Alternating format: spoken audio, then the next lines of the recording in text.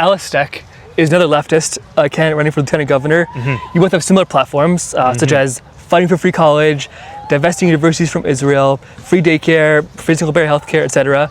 There are some differences. On her website, she talks about certain environmental issues and medical debt, which you don't. And on your website, you talk about California Labor Relations Board and how to deal with AI, which she doesn't. But overall, your platforms are pretty similar. Quite similar, yeah. So for leftists who see that Alice Stek as part of the Vote Socialist Left Unity slate, and you are not, why should they vote for you instead of her?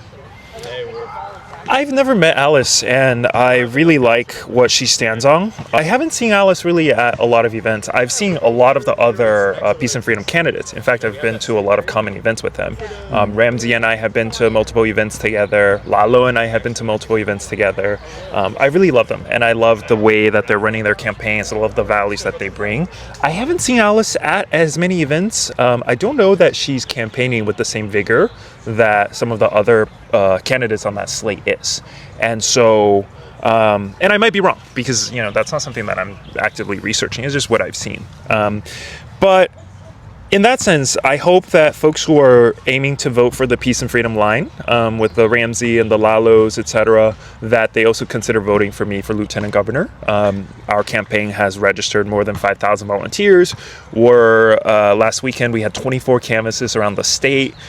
We've raised a quite decent chunk of money, completely from grassroots sources, not taking a single cent from corporate PACs. And so, to the folks who are voting for the Left Unity slate, I hope they consider voting for me too. Nice. And to be honest, I've also struggled with that. I voted for the whole slate, but for lieutenant governor, I don't know. I also saw, she said, I had to really search out content from Alice, whereas the content came to me. So yeah. But she seems really great. Yeah. I don't have a single bad thing to say. That's good to hear.